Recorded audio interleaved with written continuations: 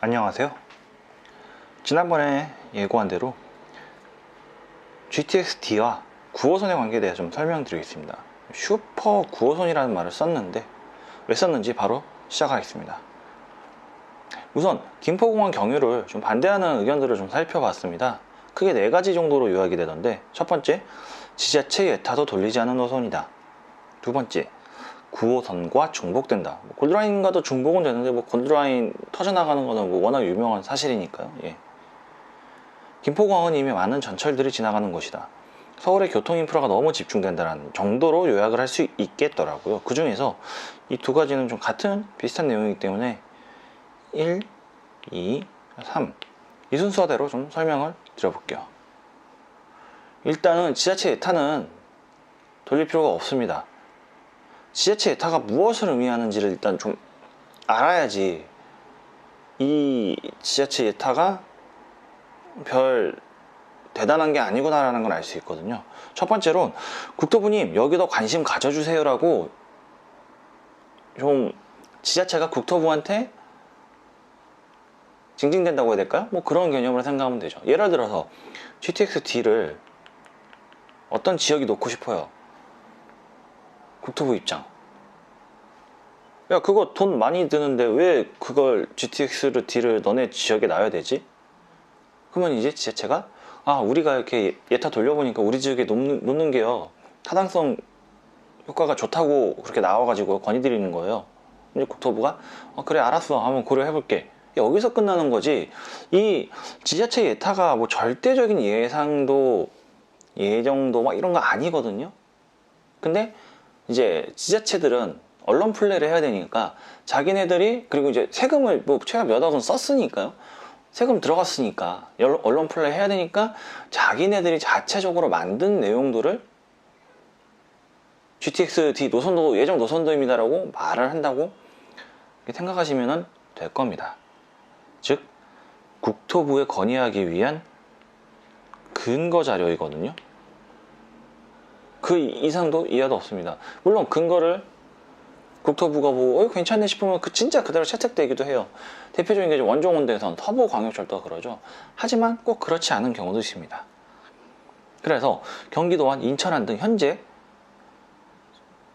GTX-D 예정 노선들하고 나온 그림, 일러스트, 기사, 보도자료 중에서 경기도, 인천 소스가 이 지자체라면 그냥 희망사항을 도식화해 놓은 것이지 절대 그 어떠한 예정도도 그런 확정된 것도 아니고 예상도는 맞을 수 있죠. 상상이니까 어떤 것도 아니다 라는 걸 말씀드리고, 근거 자료이기 때문에 지자체 예타가 없어도 경유지나 노선이나 그런 경우가 채택되기도 합니다. 자, 가장 최근에 예를 들면 창릉역이거든요. 창릉 신도시가 생기니까 창릉 신도시 교통 대책을 위해서 GTX를 놔주세요 라고 지자체가 국토부에 건의를 하니, 국토부가 처음에는 이거 좀 곤란한데 라고 얘기를 하다가 어느 날 갑자기 2020년 12월이죠 그래 이거 GTX-A 역으로 이거 확정 지을게, 확정시켜놓고 이제 국토부 예타 예정이 들어갑니다. 이런 식으로 지자체 예타 없이 국토부에서 그냥 역을 지정하고 국토부가 예타를 돌려도 되거든요. 그래서 다시 한번 말씀드리지만은 국토부가 관심을 안 갖는 지역들을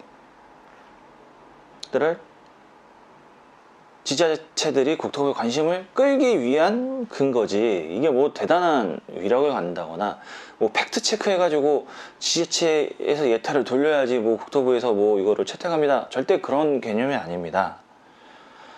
그리고 서울역, 삼성역, 청량역은 필요에 의해서 지정된 노선이지, 자 그냥 간단하게 생각해 보시죠. GTX-A 같은 경우 고양에서 서울역 거쳐 강남 거쳐가지고 판교 등등으로 빠져나가잖아요. 고양시하고 강남을 가고 중간에 서울역을 경유한다고 했을 때 서울역을 예타 돌릴 필요가 있을까요? 그냥 간단하게 생각을 해봐서요. 이거 없거든요. 그냥 이렇게 되면 중간 경유지로서 그냥 세팅되는 거기 때문에 이런 케이스도 전혀 예타를 돌릴 필요가 없습니다. 그리고 이 지자체 예타에 대해서 이게 얼마나 쓸모없는 직거리가 되는 경우도 있다는 걸 좀 보여드리고 싶은 게, 계속 지금 이 GTX-T와 관련돼서 나오고 있는 남부광역철도거든요. 서울시가 자체 예타로 돌리니까 뭐 강동구, 강서구, 뭐 강남구도 아닌 서울시가 직접, 이런 구 단위보다도 상위 지자체죠, 서울시가 직접 예타 1을 넘겼는데도 지금 이거 국토부가 열심히 씹고 있어요. 지자체 예타 1 나왔으니까 이거 국토부에서 봐주세요 그랬는데 국토부가 그냥 쳐다도 안 보고 있는 노선이거든요. 이렇게 지자체 예타라는 거는 큰 의미가 없다 라고 생각을 하시면 됩니다. 심지어 남부광역철도처럼 1이 넘어도 국토부가 우리는 이거 잘 모르겠네, 의미가 없다고 생각하는데, 그래버리면 그냥 넘어가는 거거든요. 아무 의미가 없게 되거든요. 반면 서울역, 삼성역, 청량리역처럼, 뭐 서울역 같은 경우 용산구, 중구랑 이제 경기에 붙어 있는데, 용산구나 뭐 중구가 서울역 예타 돌렸다, GTX-A를, 이런 얘기는 전 모르겠어요. 진짜 돌렸는지 안 돌렸는지 모르겠지만은 잘 모르겠고, 심지어 강남 같은 경우는 공사를 반대했죠, 강남구청이 GTX-A 공사를. 그래서 착공허가 안 내줘가지고 이거 이제 행정소송 걸리고, 그러면 진통 끝에 착공을 시작했는데, 이렇게 심지어 지자체가 필요 없다고 해도 그냥 정부가 지정하면 되는 겁니다. 예. 그래서 지자체 예타가 없었던 김포공항 여의도 노선이 등장하는 것은 어떤 의미일까? 과연 지자체 예타가 없어도 되는 것인가 하는 건데, 아까 전처럼 서울역, 삼성역처럼 노선 설계 과정에서 필수로 정착을 여기라고 보면은 예타 안 돌려도 들어갑니다. 누가 여의도를 예타로 누가 돌립니까? 영등포가 돌릴 수는 있겠는데, 예타 돌리는 것도 최하 몇 천에서 몇 억 이상 예산이 들어가는 거고, 예산 편성, 지자체 예산 안 쓰고 냅둬도 정부가 지정한다 그러면 뭐 예타 돌리는 게 더 이상하거든요. 그걸 좀 다르게 얘기하면은, 국토부가 관심이 없어서 지자체 예타로 돌린 부천 종합운동장역과 국토부가 직접 지정해가지고 우린 여기는 무조건 넣어야겠어라고 하면은 어디가 먼저 될까요? 국토부가 직접 찍은 역이 되는 게 먼저이겠죠. 그래서 결과적으로 제가 만약 딴 데서 소스를 안 들었으면 이것도 기자의 뇌피셜이라고 얘기를 했을 수도 있겠지만, 아무튼 제가 다른 루트를 통해 들은 국토부가 GTX를 추진하고 있는 역은 김포공항 여의도다. 전 여의도 별로 안 좋아하지만 아무튼 그 두 가지가 지금 크로스 체킹으로 맞기 때문에 우선은 이 김포공항과 여의도 의미가 국토부 지정 노선이라면은 이건 그 의미가 없게 됩니다. 부천종합운동장은 무슨 뭐 지하철가 BC값 2.0이 나오든 100.0이 나오든 국토부가 필요 없다는데 이거는 지정이 안 되거든요. 그래서 자꾸만 이 이야기 나오는, 제가 아마 1부부터 뭐 3부, 4부 뭐 계속 몇 번 이야기를 한 내용인 것 같은데, GTX의 예타 주관은 국토부지 지자체가 아닙니다. 그래서 다시 한번 이야기하지만, 지자체 예타 노선도는 지자체의 희망사항이지. 그 다음에 약간 이걸 좀 비하하는 표현으로 얘기하면은, 저 같은 유튜브가 떠드는 거나 지자체가 세금 써가면서 예타 돌리는 거나 큰 차이가 없습니다. 특히 GTX 같은 경우는요. 원종훈 대상 같은 경우는 지자체 예타를 돌려서 1.0 넘기니까 국토부가 그 노선을 그대로 채택을 했습니다. 예타 돌릴게 라고 얘기를 했거든요. 하지만 GTX는 전혀 그게 안 먹힙니다. 왜냐? 원종 홍대선은 예타를 돌리기 위해서 강서구, 마포구, 부천시, 즉 이 노선에 지나가는 지자체들이 모두 합심해가지고 다 같이 예타를 돌렸거든요. 그렇기 때문에 국토부도 오케이를 하는 거고, 지금 경기도나 인천의 GTX 같은 경우는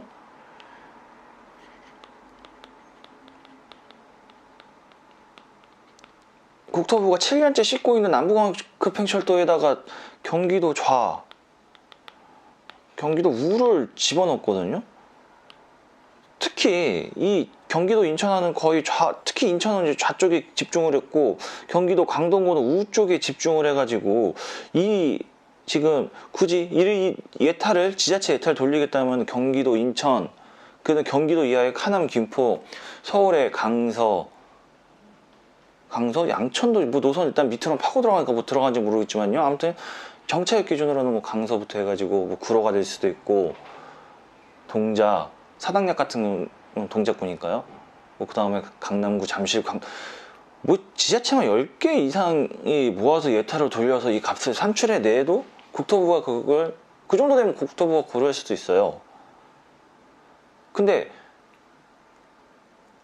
서울시가 협조를 했을 거라는 봅니다. 남부광역 급행철도는 서울시가 가장 고대하고 있는 노선이니까요. 하지만 그 이하 지자체 구는 거의 강동구 빼고는 이런 방법도 없이 그냥 경기도, 인천시, 서울시만 돌려가지고 이거 낸 거를 국토부가 받아들이느냐. 그 다음에 김포공항 여의도 노선 진짜 존재한다 그러면 그냥 빼박 김포공항 여의도입니다. 예타는 의미가 없습니다. 지자체 예타는.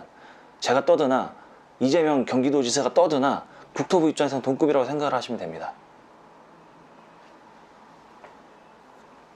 그래서 지자체 예타는 별거 아니다.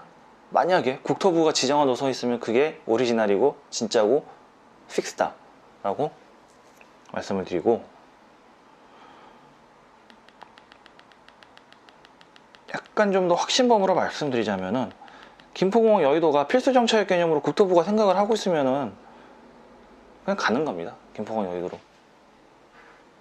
자, 그리고 자꾸만 9호선과 중봉도선임을 주장을 하시는데 경기도나 인천 안에 그 남부광역 급행철도는 2호선 중복이거든요. 그리고 같은 중복이라 그래도 굉장히 질이 안 좋은 중복입니다. 이 남부광역 급행철도는 국토부가 7년째 씹고 있는 데는 이유가 있잖아요. 반면에 여의도, 김포공항, 그 다음에 사당 거쳐서 삼성, 이 노선은 같은 중복이라 그래도 굉장히 좀 의미 있는 중복이 됩니다.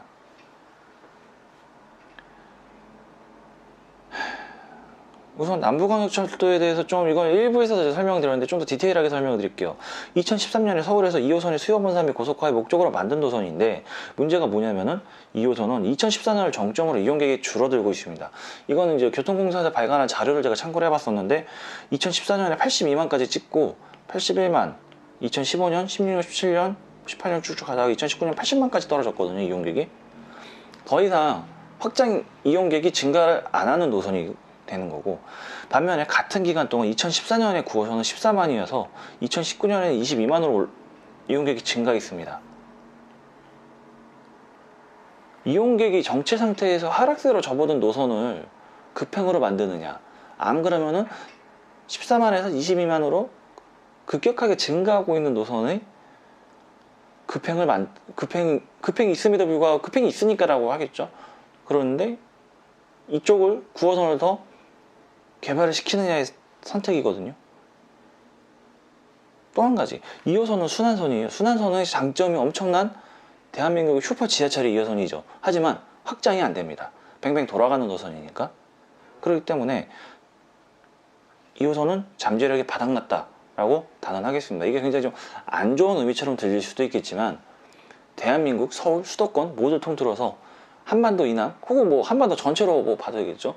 최고의 전철인 건 부정할 수 없지만 여기서는 더 못 큰다 라는 거고, 반면에 9호선은 아직도 엄청난 잠재력과 확장성을 갖고 있는 노선이다 라는 게 제가 드리고 싶은 첫 번째 말씀. 두 번째로는 진짜 왜 GTX-D가 슈퍼 9호선이 돼야 되는가 라는 부분이거든요.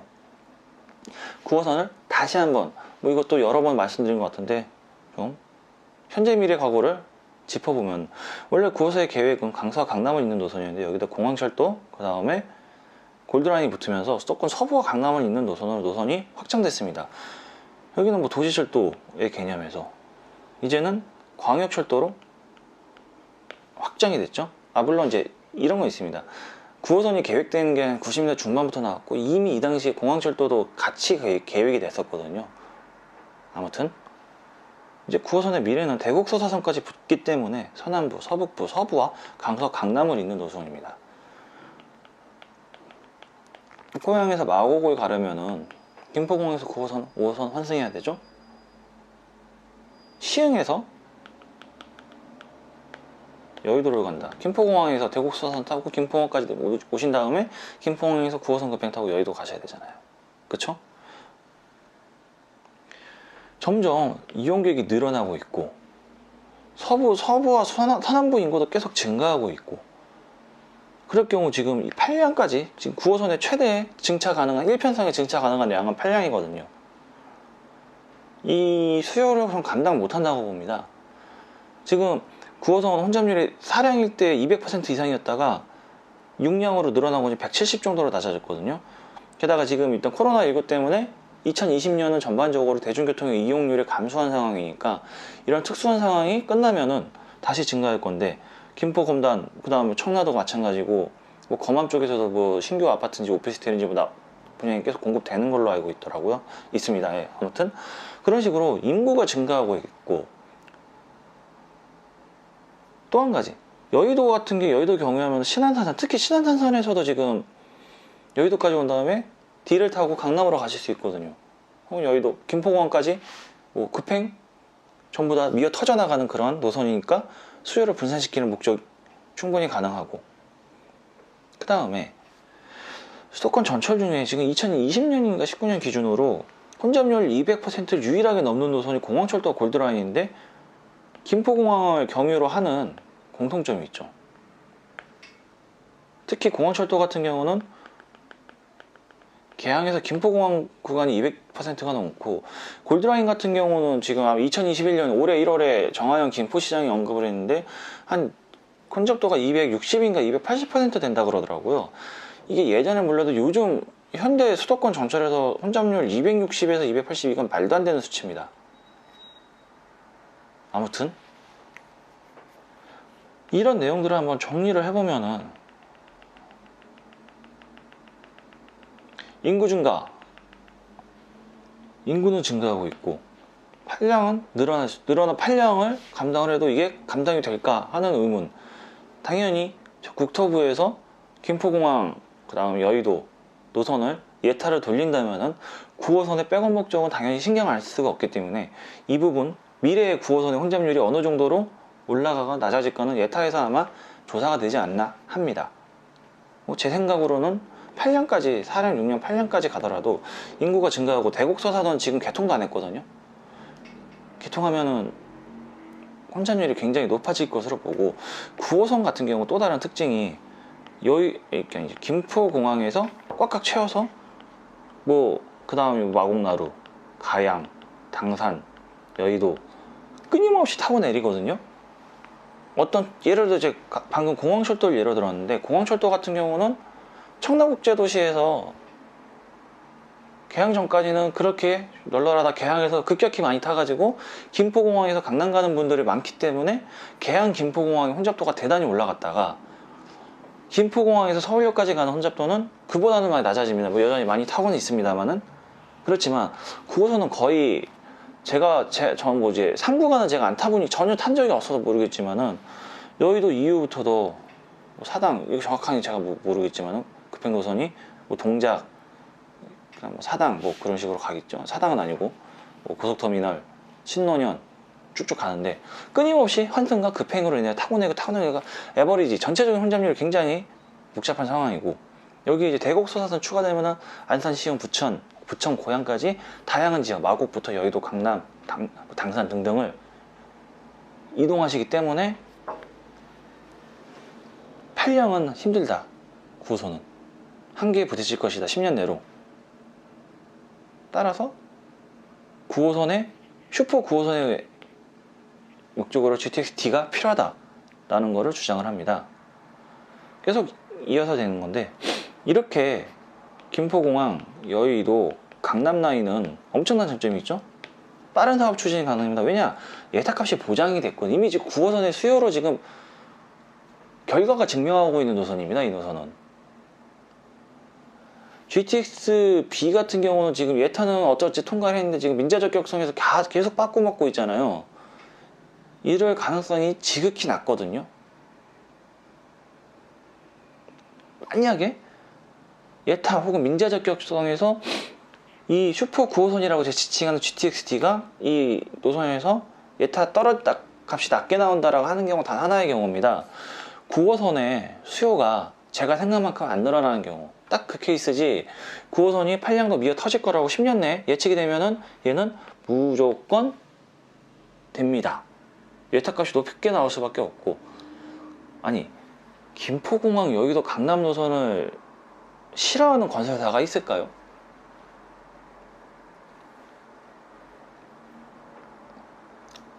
그리고 슈퍼 9호선이라고 부르는 또 다른 이유, 지금 김포공항에서 종합보험병원까지 소요시간 급행 기준으로 50분이거든요 이게 거의 모르겠어요.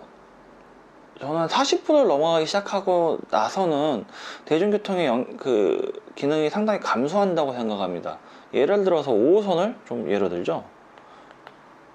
이게 방화에서 뭐 상일동 마촌까지 가는데 끝까지 다 타시는 분들은 많지 않을 거예요.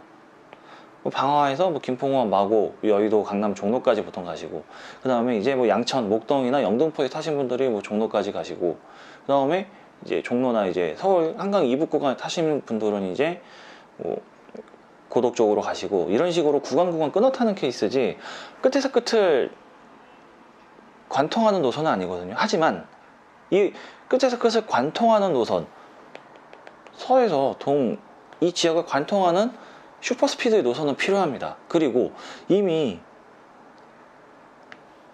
이 구간은 9호선이 있고 해봤자 50분씩이나 걸리거든요. 이 스피드를 줄일 필요가 있기 때문에 9호선보다 더 빠른 9호선, 슈퍼 9호선의 의미로 GTX-T는 필요하다라는 겁니다. 서울시 구조를 보면은, 지도를 보면 이렇게 돼 있잖아요. 북쪽은 산이 많고 동서가 범위가 좀 좁은 대신에 한강 이남은 이 강서에서 강동까지 길이 굉장히 길잖아요. 이 구간을 맨 처음에 1빠따로 커버했던 게 5호선, 1시간 20분인가 30분 걸리죠. 끝에서 가는데 두 번째 타자가 9호선 50분 정도 걸립니다. 이거를 30분 정도로 낮출 수 있는 게 D다. 강동 쪽에서 강서까지 30분, 김포공항까지 30분에 갈 수 있다. 이 말인즉슨 김포공항, 강동에서 김포공항도 30분 컷이 되니까 공항 교통의 목적 또한 충실히 수행할 수 있다 라는 게 됩니다. 이렇게 되면은 9호선 GTX-D를 슈퍼 9호선이라 말하면은 일반, 급행, 일반, 급행, 초급행이라고 뭐 그렇게 얘기할 수 있겠죠. 3등급 사실상 이런 노선이 나오는 건데, 일본 도심의 열차들 같은 경우는 이렇게 표준 속도에 따라서 동일 노선이라 하는데 중복이죠. 3, 4등급씩 나눠 가지고 열차 서비스를 제공합니다. 즉 우리가 가야 될 미래이기도 하죠. 이 분야의 대표적인 노선이 이제 JR 히가신 이온, 서일본 JR이죠. JR이 이제 코레일 같은 곳인데, 이쪽에 이제 신쾌석이라는 노선이 있거든요. 약간 좀 원래는 좀 상당히 긴 구간인데, 그냥 간단하게 오사카 교토 구간만 좀 말씀을 드릴게요. JR 히가신 이온의 신쾌석인데 교토 오사카가 있습니다. 이거 좀 잘못 썼네요. 오사카가 서쪽이고, 이 구간을 세 등급이 있어요. 일반이 아마 40분대일 거예요. 그 다음에 급행에 일반이 50분대인가? 저도 지금 이 노선을 10년 전에 탄 게 마지막이어서, 노제팬 코로나 때문에 일본을 못 간 지가 꽤 됐죠. 그 다음 등급이 아마 거의 40분에 다 돼갈 거예요. 그 다음에 마지막에 신쾌석인데 이게 지금 20분대 29분인가 그렇게 알고 있거든요. 이런 식으로 같은 노선이어도 표정 속도를 다르게 함으로써 오히려 지금 이 오사카 교토 이 히가신 이온 같은 경우는 이렇게 표정 속도를 자꾸 올리면서 승객이 더 늘어났습니다. 약간 이 분야에 대해서 좀 설명해 드리자면은, 오사카 교토 같은 경우는 이게 총 3개의 노선이 경쟁을 합니다. 비슷하게 지금 오사카 교토, 이건 JR역이고, 그 다음에 이제 일본 사철이라 그래가지고 신분당선 같은 그런 민간업자들도 같이 뛰거든요. 이게 한큐, 한큐 맞을 겁니다. 저도 좀 한신 타이거즈 많이 들어보셨죠? 이쪽은 이제 우메다에서 가와라마치라 그래가지고 교토하고 약간 좀 거리가 떨어져 있고, 오사카와 우메다는 좀 거의 붙어 있다시피 하거든요. 그래서 거의 엇비슷한 구간을 사철 2개랑 JR 하나가 경쟁을 하고 있기 때문에, 이 경쟁에서 살아남기 위해서 신쾌석이라는 등급을 신사를 하고, 우리는 최고 빠른 일반 열차를 꿈꾸겠다라는 좀 뭔가 일본스러운 그런 전략을 취해서 얘네들은 40분대인데 거의 얘네들은 20분대까지 나오니까 신캐석이 지금 이런 부분에 이런 식으로 굉장히 좀 많은 노선들이 달리고 있는데 다 북적이거든요. 이렇게 JR, 뭐 JR도 뭐 도쿄 같은 경우도 굉장히 많은 다양한 등급으로 같은 노선을 혹은 같은 노선에서 복선, 우리나라는 보통 복선이잖아요. 전철을 복선, 복복선, 막 3복선, 4복선 이렇게까지 하면서 등급을 표준 속도를 변화시키는 노선들을 많이 쓰고 있기 때문에 우리나라 입장에서는 야 9호선이 일반 있고 급행인데 이것보다 더 빠른 GTX-D를 넣을 필요가 있느냐 하겠지만 앞으로 수도권 전철의 미래상이지 않나 싶습니다. 수요가 확실히 보장된 노선들은 이 등급 표준 속도를 조정하면서 더 많은 수요를 이끌어낼 수 있다고 보고, 제일 중요한 또 한 가지 부분, 하남 주민분들 GTX 타고 부천 가실래요? 마곡 가실래요? 좀 여쭤보고 싶습니다. 부천으로 가버리면은 부천 종합운동장 내려가지고 대곡소선 타고 다시 김포공항 돌아와서 김포공항에서 5호선 고속 타고 마곡으로 오셔야 되거든요. 이 시간만 얼추 30분은 걸릴 겁니다. 단기간의 이환승이기 때문에 제가 종종 말하는 환승 저항이 굉장히 커지죠. 하지만 바로 김포공항까지 떨어지면은 하남에서 김포공항까지 30분 안팎이면 걸릴 겁니다. 그럼 여기서 환승해가지고 마곡까지 가면 10분 추가. 마곡까지 40분이지만 부천을 경유하면은 여기 거의 2, 30분은 추가되는 그런 상황이 벌어지는 거고, 이 역순으로 김포 검단 분들도 마찬가지입니다. GTX 타고 마곡 가실래요? 부천 가실래요? 제가 드리고 싶은 질문입니다. 특히 김포공항, 여의도, 강남 노선하고 부천 종합운동장, 그 다음이 가산 디지털 단지 혹은 구로라고 되어 있죠. 예. 그 다음에 뭐 이 노선도 아마 조금씩 다른데 뭐 신림을 정차하는 경우도 있더라고요. 같은 세정거장인데 사당을 가느냐 신림 가는 건 차이죠. 똑같은 세정거장인데 핵심지만 확실하게 지나가느냐, 안 그러면 환승 어려운 곳을 지나가느냐 차이기 때문에 한번 잘 생각을 해보시면 될 겁니다. 마지막 이야기죠. 이제 서울에 인프라가 집중된다는데 김포공항에 있는 강서구는 특수 상황입니다. 서울 시내에서도 제일 특별한 존재라고 단언하겠습니다. 자, 김포공항 경유하는 모든 교통망은 공항교통의 특성을 갖고 있거든요. 그리고 김포공항의 스케일업이 진행될 예정입니다. 우선 문산 익산 고속도로의 서울 광명 구간이 강서구를 경유하고 김포공항 고속버스 터미널 계획이 맞물려 가지고 진행이 되는 것으로 알고 있거든요. 우선 서울 광명 고속도로 같은 경우는 이제 착공을 시작했습니다. 서울 문산 부분은 이미 개통이 됐고 작년 11월에 개통이 됐고 광명 수원도 지금 개통이 된 것으로 알고 있는데 이 중간 구간이 서울 광명이거든요. 강서구를 경유하는 이 서울 광명 고속도로, 문산 익산 고속도로 같은 경우 추후에 제가 좀 더 자세하게 좀 설명을 드릴게요. 아무튼 그렇게 되는 동시에 고속버스 터미널이 지금 계획안이 잡혀 있는 걸로 알고 있습니다. 그러면 강남, 강서로 고속버스 터미널을 이완해야 되겠죠. 강서구에서 김포공항에서 고속버스 터미널을 타면은 바로 이 문산 익산 고속도로를 통해서 뭐 전라도, 경상도, 충청도 다 갈 수 있습니다. 그래서 지금까지 강서구에서 밖을 나가면, 강서구나 서울시 밖을 나가면 김포공항을 이용했어야 되는데, 김포공항의 비행기를 이용했어야 되는데 고속버스라는 제2의 선택지가 생기고, 광명역 같은 경우는 지금 원래는 모든 KTX 수도권 정차는 서울역이나 용산역이 아닌 광명역에 하려고 했다가 최종적으로는 서울역, 용산역으로 바뀌어가지고 약간 좀 찬밥 신세가 됐거든요. 그래서 광명역에서 지금 광명역과 김포공항에 있는 KTX를 계획 중입니다. 광명시 주도로 하고 있고, 이게 뭐 언제 될지는 모릅니다만은 혹여나 만에 하나 된다면은 김포공항은 비행기, 고속버스, KTX가 모두서는 우리나라의 유일한 역이 됩니다.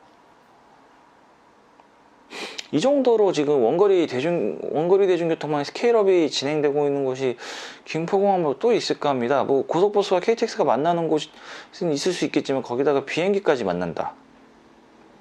그다음에 이제 진성준 강서구 국회의원이 이제 공약인데 국제선을 부활하겠다.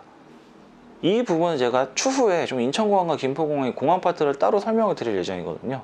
아무튼 이렇게 되면은 서울시를 벗어나는 광주, 뭐 부산, 충청도, 강원도 이쪽은 KTX 혹은 고속버스를 타면 되고, 서울시나 우리나라 밖을 벗어난 지역은 김포공항 이용하는 거의 서남부 핵심 광역교통 허브가 됩니다. 이 광역이라는 게 단지 서울이냐 경기도냐 떠나는 게 아니고 나라 대 나라를 포함하는 초원거리 광역이죠. 마지막으로 이제 김포공항 복합개발 사업 해가지고 김포공항 플러스 그 옆에 있는 농수산물 시장까지 같이 묶어서 농수산물, 여기다가 이제 업무지구, R&D 센터, 컨벤션, 마이스 같은 그러한 컨벤션 전시장, 쇼핑몰을 계획을 하겠다라는 것도, 이것도 이제 진성준 의원 공약인데, 어찌됐건 잡혀있는 계획만 놓고 보면 서울시에도 상당히 큰 스케일이거든요. 이미 지금 마곡에다가 그 가양 CJ부지 그것만 두 개 합치면 거의 뭐 5, 6조가 월등히 넘어가는데, 그만큼 스케일의 사업이 또 기다리고 있습니다. 이 정도면은 사실 어느 정도는 교통의 포커스를 좀 집중시킬 필요 있거든요. 굳이 부천 종합운동장에 뭐가 있는지 전 잘 모르겠습니다. 가본 적은 있거든요. 지인이 이제 수입차를 부천 쪽 딜러 사가지고 번호판 등록을 제가 직접 했습니다. 딜러 안 거치고. 근데 이제 딜러가 부천이니까 이제 부천에 그 자동차 그쪽 뭐라고 해야 되죠? 도로교통공단이라고 해야 될까요? 아무튼 거기 가서 그 번호판을 만드는 곳이 부천 종합운동장에 있더라고요. 아무튼 거기 갔었는데 그거 말고는 뭐 종합운동장 빼고 본 게 없거든요. 그렇다면 김포공항 대 부천 종합운동장에서 어느 쪽에 인프라를 집중시킬 거는 사실 자명합니다. 왜냐? 에어포트 시티의 특수성 때문에요. 부천 종합운동장역도 GTX-B가 씁니다만은 김포공항의 연계교통망으로서 봐야 되는 게 좀 더 좀 타당하다고 보거든요. 정리를 해줘. 그래서 GTX-D는 슈퍼 9호선이다. 왜 그런가? 첫 번째, 흥행이 보장됐습니다. 9호선이 8년까지 증차하더라도 10년 내에 수도권의 서부 인구가 증가하고 대곡소사선의 이용량이 터져나갈 정도로 많아지면은 9호선의 지역철은 필연이다. 따라서 GTX-D가 9호선의 수요를 분산시켜야 된다 라는 말이 되죠. 그 다음에 수요가 충분하고 노선 길이가 길면 표정 속도를 다르게 가져가야 되거든요. 저는 이제는 앞으로는 이 개념이 좀 필수라고 생각을 합니다. 특히 서울의 한강 이남부처럼 동서가 굉장히 긴 30km를 넘어가죠. 구간이라면 이건 좀 필수라고 저는 보고요. 이 흥행이 보장된 곳을 굳이 여의도 김포공항을 지자체에서 예타 돌릴 필요가 없겠죠. 돈 낭비죠. 전 그렇게 생각을 하고, 경기의 서부, 인천 검단, 동부 하남 분들도 강남 여의도 마곡을 가시는 게 좋겠죠? 여기서 가디단, 부천 종합운동장을 가버리면은 한번 생각을 해보시길 좀 바랍니다. 어떤 이득이 있을지. 여의도 가면 지금 5호선, 9호선에 신안산선까지도 붙거든요. 김포공항 가면 비행기는 물론이고 추후에는 고속버스도 가능하고 마곡이 코앞에 있고, 그 다음에 뭐 SBRT, 계양대장 SBRT가 이게 사업이 진행되면은 계양대장에 있을 업무지구도 편하게 갈 수 있게 되고, 한번 저는 사실 모르겠습니다. 1부부터 지금 5부까지 진행되는 GTX-D 이야기에서 김포공항의 필요성은 역설을 하는데 막상 이게 강서구민한테 얼마나 도움이 될까는 살짝은 좀 회의적이거든요. 이거는 강서구민을 위한 노선이 아닌 경기도민, 인천시민을 위한 노선이라는 생각을 하고 있기 때문에요. 그런 관점에서 저는 GTX-D는 슈퍼 9호선이 돼야 된다 라는 걸 말씀드리고 싶고, 이번 이야기는 여기까지 마무리되고, 지난번 김포 골드라인 편에서 댓글로 마산역이 아닌 장기역이 더 낫다라는 의견을 좀 많이 주셨어요. 그 내용들을 보고 맨 처음에는 이게 무슨 내용인가 싶었는데, 결론부터 말씀드리자면은 마산보다는 장기가 더 유력하다고 생각을 합니다. 내용을 수정하겠습니다. 제가 지난번 김포 골드라인 때 승하차 밸런스의 조정과 GTX-T가 어디에 김포 골드라인에 어디에 경유를 하는 게 가장 적합한지를 말씀드렸는데, 똑같은 공식으로 장기역을 좀 예로 들어 볼게요. 양천에서 탑니다. 구례에서도 탑니다. 마산에서도 이제 타겠죠. 그러다가 장기에서 내려서 GTX로 갑니다. 반면 운양 같은 경우는 역방향으로 타서 장기로 가셔서 장기에서 GTX-T로 환승을 하시겠죠. 나머지 걸포 북변부터는 타다가 골드라인 본연의 목적을 수행을 하겠죠. 여기까지 보면 마산을 두나 장기를 두나 여기서 봐서는 그렇게 큰 차이는 없어 보입니다. 문제는 출근길이 아닌 퇴근길이거든요. 퇴근길 같은 경우는 GTX-T를 타시고 마산에서 내린다고 가정해보죠. 마산에서 내렸습니다.